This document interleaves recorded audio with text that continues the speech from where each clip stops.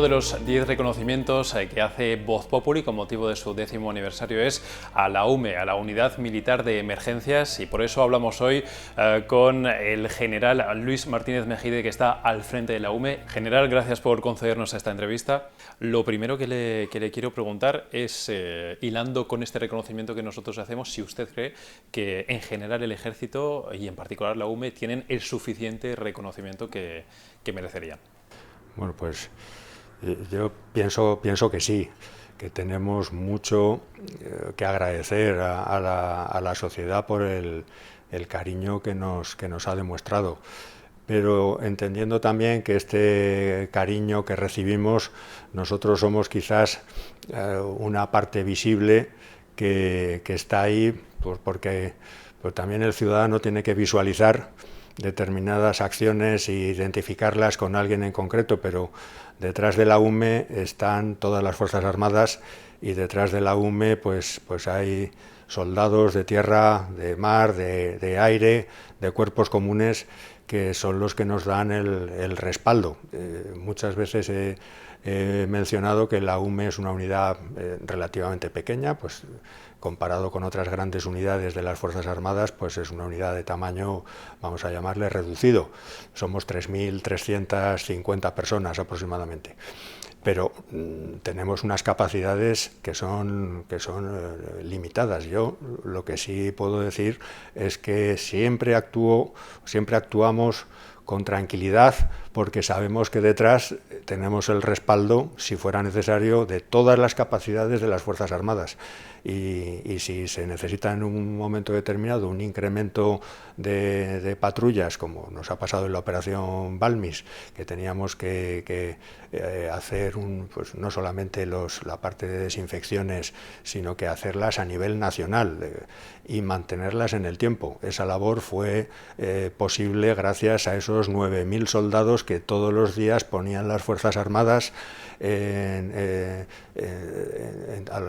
lo largo de todo el territorio. Con esto lo que quiero decir es que sí, nosotros muchas veces nos denominan la punta de lanza de las emergencias, pero esa punta de lanza pues tiene detrás un respaldo, y ese respaldo, pues yo creo que cuando recibimos ese agradecimiento de la sociedad, yo entiendo también, y así procuro decirlo, que va a favor de todos los soldados, marineros, de todas las Fuerzas Armadas. Ha habido muchas labores de la UME que han sido muy mediáticas en estos últimos años,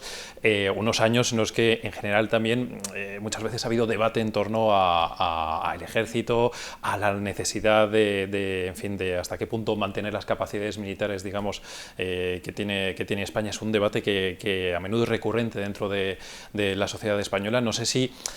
también viene un poco fruto de la incomprensión a veces que se tiene, o de no saber exactamente a qué se dedica siempre el ejército, y digamos esa labor un poquito más de cercanía, ¿no? No sé si en este sentido, digamos que tiene la percepción de si la UME ha contribuido a mejorar esa imagen del ejército estos últimos años. Bueno, es cierto que si miramos un poco atrás, las misiones de paz, las operaciones de mantenimiento de la paz, ya en su momento, llevamos más de 25 años de misiones de operaciones de paz, ya fueron pues un elemento muy importante para mejorar un poco ver otro enfoque, digamos que otra manera de ver a las Fuerzas Armadas. Y de paso se ha podido también explicar que esos soldados, que son buenísimos en lo suyo, que es prepararse para los escenarios más complicados, los más complejos, los más exigentes,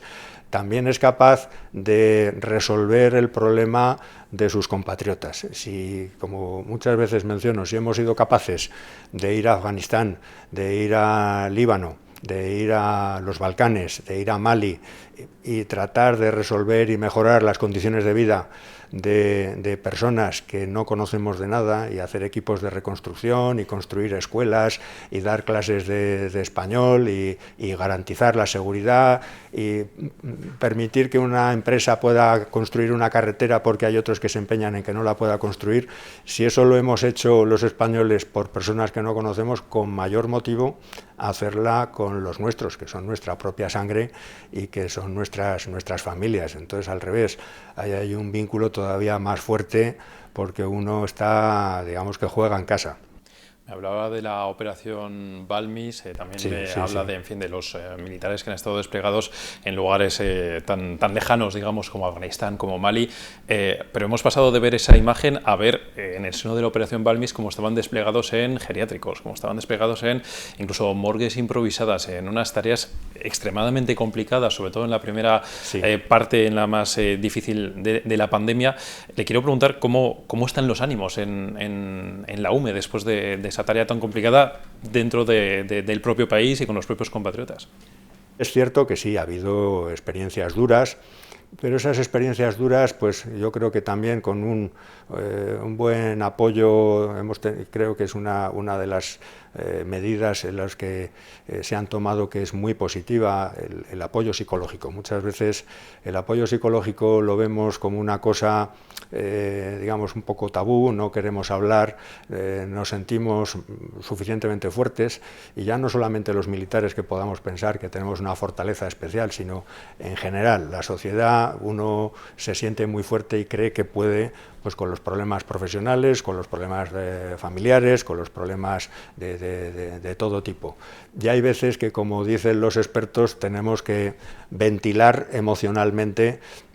y prepararnos, protegernos, porque no solamente se trata de cumplir una misión, podemos cumplir una misión, pero hay que cumplir al día siguiente otra, y al día siguiente otra, y sobre todo no podemos fracasar ninguno, y tampoco podemos fracasar en nuestra familia, porque si tenemos obligaciones como militares, también las tenemos como padres, como hijos y como miembros de una sociedad. Entonces, yo creo que ha sido una medida muy positiva, y en la Unidad Militar de Emergencias, con el apoyo de psicólogos del Ministerio de Defensa, creamos pues una especie de equipos de combate psicológico, había unas charlas que se daban pre-misión, había incluso algunos que acompañaban a las patrullas, en las residencias, en los hospitales, para ver exactamente cuál era la realidad de lo que nuestros soldados estaban viendo, y luego había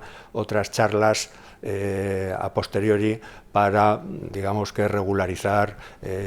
y bueno, creo que ha dado resultado, y ha sido, bueno, más de 2000 personas pasaron de una manera o de otra por este proceso, y yo creo que la experiencia ha sido tremendamente positiva. Se me adelanta usted a una pregunta que le quería formular, porque precisamente, en fin, todos tenemos un poquito esa imagen del personal de la UME al principio de la pandemia, cuando entraban, por ejemplo, en las residencias, tenemos esa imagen de un personal además muy preparado en cuanto a equipamiento, ¿no? Por ejemplo, en un momento en el que igual todo ese equipamiento, pues igual incluso en los propios centros médicos, en los hospitales, todavía no estaba tan presente, ¿no? Pero claro, una cosa es esa preparación, digamos, a nivel de equipamiento que se tenía, pero otra cosa es la preparación mental también que hay que tener para enfrentarse a una situación en casa, entre comillas, de meterse en residencias donde además se vería de todo. Bueno, es cierto que lo primero que hay que hacer es agradecer a los pioneros de la UME, los que diseñaron la UME en su momento, que ya adivinaron la necesidad de crear una unidad. En este caso tenemos una unidad tipo regimiento, que está aquí en Torrejón también, que tiene unas capacidades de riesgos tecnológicos y medioambientales. Eso estaba pues previsto para otro tipo quizás de un riesgo, pensando en una unidad química, una central química que ha tenido una explosión, o un accidente ecológico, un incendio de estos que muchas veces vemos con material de ruedas, de caucho, que genera nubes tóxicas. Y también habíamos pensado en esas amenazas o esos riesgos derivados de esos pequeños accidentes nucleares, en los que se requiere cierta protección y se requiere pues cierto equipo. Gracias a eso, la UME tenía en dotación EPIs y tenía mascarillas y tenía ese material que otros a lo mejor no disponían. Pero claro, la UME, lo difícil es en 2005, 2006, que es cuando surge ya los primeros diseños, pensar que eso va a ser útil y va a ser necesario. Y es cierto que, bueno, un poco viendo los países de nuestro entorno, de una manera o de otra manera, todos los países tienen una solución en la que tratan estas emergencias de tipo radiológico, bacteriológico, químico. Y bueno, pues por ejemplo, teníamos laboratorio de identificación rápida para hacer un análisis de esos gases, de esas muestras, de esos PCRs que luego todo el mundo al final ahora todos distinguimos los PCRs y los test de antígenos y bueno, pero en aquella época muy pocas personas, solamente los laboratorios especializados sabían de qué era lo que estaban haciendo. La UME tenía esa capacidad y gracias a esa capacidad fuimos capaces de apoyar el sostenimiento de las operaciones en el exterior, porque las Fuerzas Armadas eran dependientes también de sí mismas para garantizar que todo el personal que iba a operaciones en el exterior había dado negativo y que todo el que procedía del exterior al regresar a territorio nacional en los sucesivos relevos estaba también, y en su caso pues hacer las cuarentenas y los procesos de cuarentena correspondientes. Yo creo que eso es de justicia, reconocer esa capacidad de previsión de los que en los primeros años diseñaron la UME. Es cierto que luego sí, lo que vieron esas personas en los primeros días y en esa sociedad, pues bueno, es lo mismo, está al mismo nivel que lo que pudo ver una persona en su familia de saber que su padre estaba ingresado y no sabía cuál era ni su situación, ni siquiera sabía que había fallecido, y muchas veces pues era días con posterioridad cuando se enteraba. Nosotros pues desgraciadamente pues vimos pues ese problema empezando por las residencias, también en algunas morgues de los hospitales que estaban saturadas, y eso se canalizó a través del Palacio del Hielo y 3 depósitos intermedios de cadáveres que se llegaron a establecer, y sobre todo viendo ese problema y que había ese problema humano y viendo ese problema de que la gente prácticamente no había podido despedirse de sus familiares, tratamos de suplir ese vacío que había quedado y desde luego de una manera completamente no forzada sino natural. Eso no se puede poner en una orden de operaciones, ni se puede obligar ni se puede ordenar, pero surgió de los propios soldados que estaban en la morgue, acompañar, rezar y por lo menos estar en situación de si algún día podían decirle a sus familiares que ellos habían estado pues con su padre o con su hermano o con su marido y que habían pronunciado su nombre en voz alta y que habían rezado un Padre Nuestro.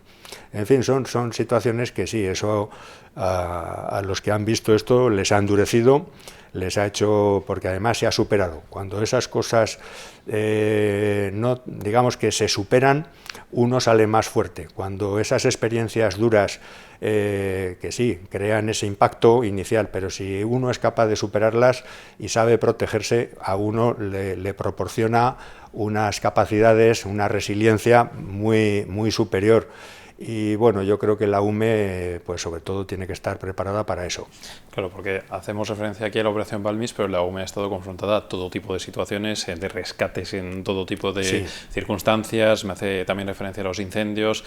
También estuvo involucrada pues en esa situación con Filomena, recientemente también en la isla de La Palma, con la erupción del volcán. En fin, son muchas situaciones totalmente diferentes unas de otras, pero que también tienen un ingrediente en común, que es que están también, digamos, en contacto estrecho con la gente, que es una cosa que no sucede en general con los militares que están desplegados en otro tipo de circunstancias. Ese contacto en esas misiones diversas, quizás de todas las misiones, pues la que estamos ahora pues es una misión un tanto, vamos a llamarle atípica, porque con el fuego, pues sí, tenemos medios y capacidades para luchar contra el fuego, y contra una inundación tenemos medios y capacidades e instrucción para luchar, lo mismo contra las nevadas, pero contra una montaña de lava, una colada de lava que es inexorable y que destruye todo y que no hay posibilidad de luchar, pues eso genera, pues cuando menos, una frustración inicial. Esas misiones luego, lógicamente, van acompañadas de lo único que podemos hacer, que es ayudar, acompañar, ayudar a esas personas que tienen que recoger sus pertenencias. Desde un punto de vista más técnico, pues ayudar con mediciones, con nuestros medios de detección, pues ver efectivamente la evolución de esos gases, de esos vientos, cómo pueden perjudicar a la población, ayudar desde luego y ponernos al servicio del director técnico de la emergencia, facilitándole unos medios y una infraestructura para que pueda tomar sus decisiones en coordinación con todos los demás componentes de la familia de las emergencias. Y bueno, pues es una misión en este sentido distinta, pero bueno, yo lo que sí quiero decir es que en el mundo de las emergencias ya la UME, pues por supuesto ya es un actor más, pero ya hemos creado, pues quizás a base de estar siempre juntos y de convivir juntos y de trabajar juntos, pues hemos creado ese vínculo muy fuerte, pues con fuerzas y cuerpos de seguridad del Estado, Guardia Civil, Policía, todas las policías locales, autonómicas, con Protección Civil, con todo el voluntariado, con Cruz Roja, con todo, por supuesto, todas las brigadas forestales de tipo autonómico, de tipo local, y bueno, hacemos ejercicios regulares, participamos y bueno, yo creo que eso al final ayuda mucho porque ya tenemos protocolos, nos conocemos, muchas veces ya son las mismas caras. Los incendios se suelen dar normalmente en zonas que son, pues que tienen mucha afinidad geográfica, y entonces al final uno ve que es el mismo director técnico de la emergencia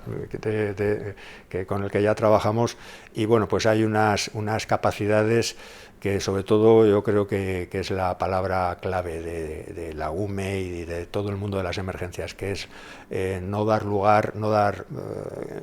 que no quede lugar para la improvisación. Tenemos que practicar, tenemos que hacer ejercicios. Hay veces que esos ejercicios, pues uno acierta más o acierta menos en su orientación, otras veces acertamos de pleno, pero son fundamentales. Y yo creo que en España lo que sí hemos creado es una buena coordinación, una buena familia de las emergencias. Y hablamos ya un mismo idioma, compartimos muchos procedimientos, y eso yo creo que es muy útil para el ciudadano. Me quiero hacer una pregunta un poquito más personal, porque hablamos de todas las circunstancias a esas que ha tenido que estar confrontada la UME. Si le pido al general Martínez Mejide que me haga un recuerdo de una imagen o un sonido especial, digamos, que no se le quite la cabeza o que le venga muchas veces de circunstancias complicadas a las que haya tenido que estar confrontado, ¿qué sería? Bueno, yo quizás a lo mejor no soy el más, porque ha habido gente que ha tenido más digamos que impactos, tanto visuales o sensoriales, pero sí, a mí, por ejemplo, cuando me cuentan muchos de nuestros soldados que tienen grabado el olor a lejía. El olor a lejía al desinfectante, es algo que parece que todo el mundo tiene lejía en su casa, y cuando usa la lejía hay gente que desvincular lo que ahora significa la lejía cuesta trabajo. Pero bueno, sí, son sobre todo las imágenes, sobre todo muchas veces de cuando uno tiene que ayudar, cuando uno va a auxiliar, cuando uno tiene que ser un anclaje en esos momentos de pérdida, porque la persona que llama, la persona que requiere el auxilio, es una persona que o lo ha perdido todo o cree que lo ha perdido todo. Pues es sobre todo la humanidad. Yo quizás una imagen que recuerdo mucho es una imagen de la Dana que hubo en Levante en 2019, unos meses antes de llegar yo destinado a la UME, y estaban unos soldados de la UME, estaban sacando por una ventana a una ancianita, una persona mayor, y bueno, la estaban sacando con una delicadeza, y la estaban sacando con con un cariño que a mí casi me estaba fijando, me estaba recordando casi como si estuvieran llevando en andas a una de nuestras vírgenes en una procesión, porque bueno, era en ese sentido la expresión de que lo más preciado que tenemos aquí es eso. Y ese es un poco el espíritu que yo percibí enseguida en la UME. No es un espíritu porque que yo, por supuesto, que haya creado yo, ¿no? Yo me lo he encontrado, que es no solamente ser eficaz, no solamente ser bueno y estar instruido y hacer bien nuestro trabajo, sino hacerlo con dignidad, hacerlo con humanidad y llegar al corazón de esa persona, porque efectivamente el que está pasándolo mal, el que necesita ayuda, no es simplemente llegar con un formulario y decirle firme aquí que nosotros nos encargamos de la mudanza y somos como el señor Lobo que resuelve problemas. No, somos algo más, somos españoles ayudando a españoles. Bueno, antes de terminar esta entrevista con 3 preguntas tipo que le hacemos a todos los galardonados, quería hacer una última pregunta relacionada con una noticia que sacábamos en Voz Populi hace unos días. Hablábamos del salario que perciben los militares. Hacíamos una comparación y veíamos que estaba cientos de euros por debajo de la media de los sueldos que hay en otros ejércitos europeos. No sé si usted tiene una opinión al respecto, si cree que están infravalorados, o en este caso mal pagados, los militares españoles. Es cierto que, bueno, pues no solamente la milicia, sino otros sectores de la sociedad también podrían hacer esta misma valoración y considerar que otros sectores homólogos de países vecinos podrían estar más pagados que ellos. Yo creo que es un hecho, que es cierto, pero que yo creo que se están por lo menos considerando, dadas las circunstancias y cómo está ahora, pues salientes de una pandemia, salientes anteriormente de una crisis.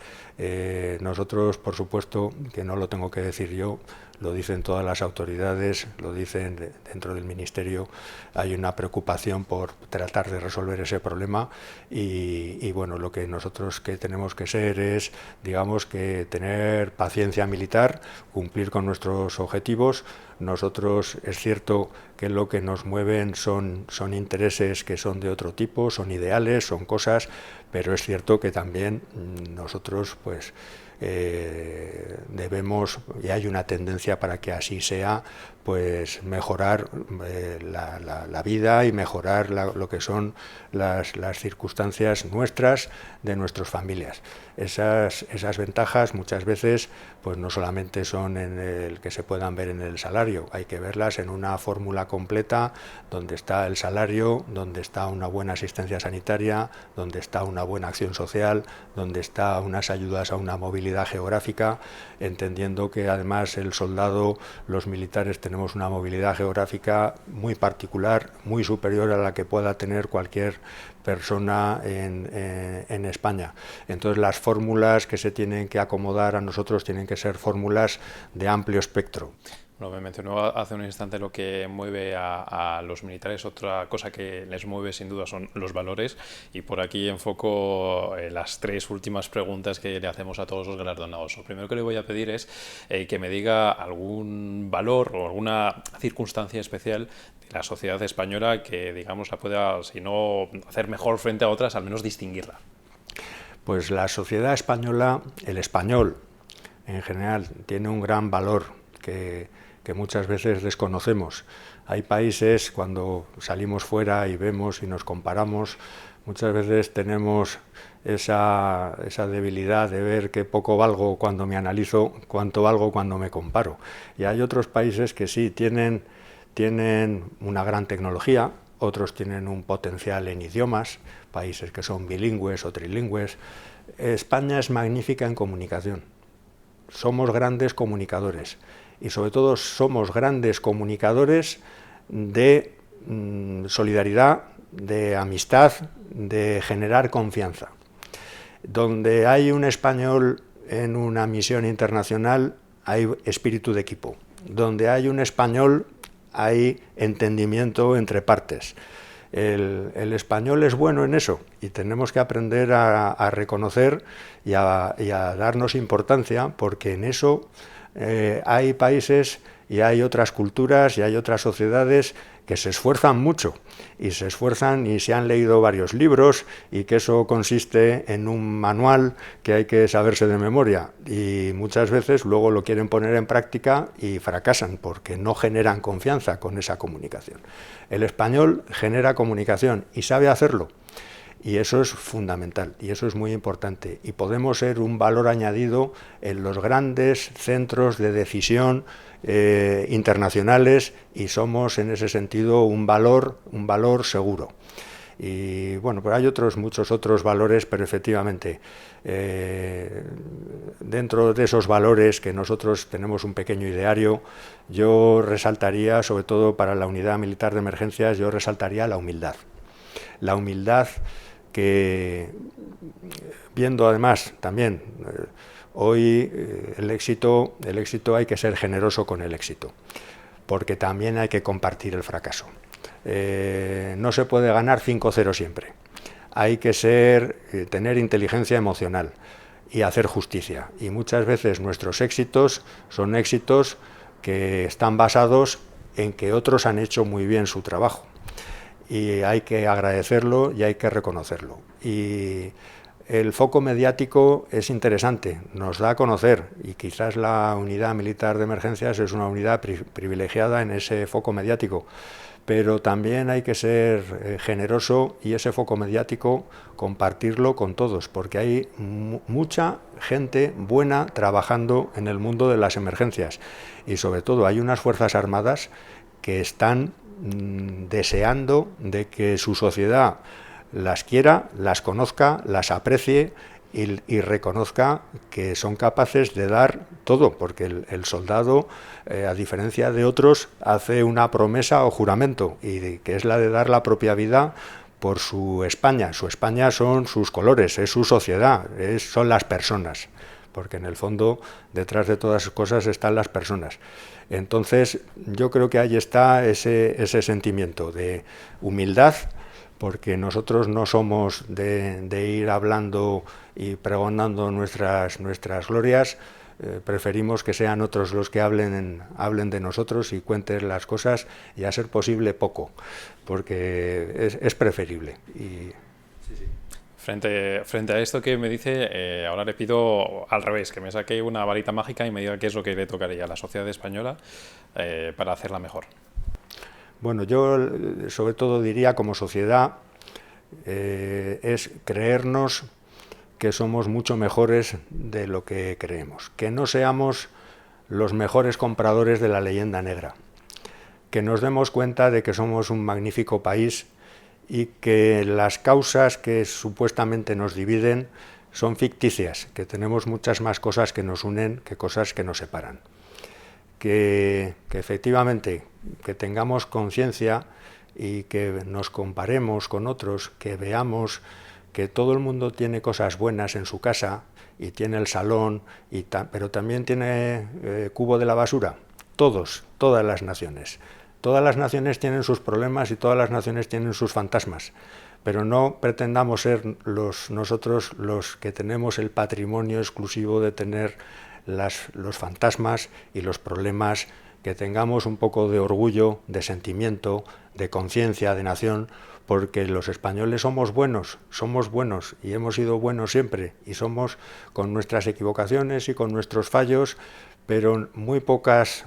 culturas, muy pocas sociedades, muy pocas civilizaciones pueden decir que tienen españoles que han caído en casi toda. No hay prácticamente un rincón del globo donde no haya un español enterrado tratando por servir. Hace poco escuché la historia curiosísima de un segoviano, de Valverde de Majano, Manuel José Frutos, que en 1810 embarcó en un barco ballenero y acabó, primero fue a Perú, que era a trabajar, y luego se embarcó en un barco ballenero y acabó en Nueva Zelanda, y se estableció en la zona norte de la isla norte de Nueva Zelanda, y hizo además una relación porque permitió que la cultura maorí, en la que él luego tuvo 5 esposas allí y tiene en este momento más de 20.000 descendientes, pudo permitir su origen cerrar el círculo, porque en la cultura maorí, si uno no sabe de dónde procede su cultura, está como colgando en el éter. Y bueno, pues allí hubo un español que tiene 20.000 descendientes orgullosos de ser españoles, que van con símbolos y con la bandera de España cuando se reúnen y que son del clan de los Pañora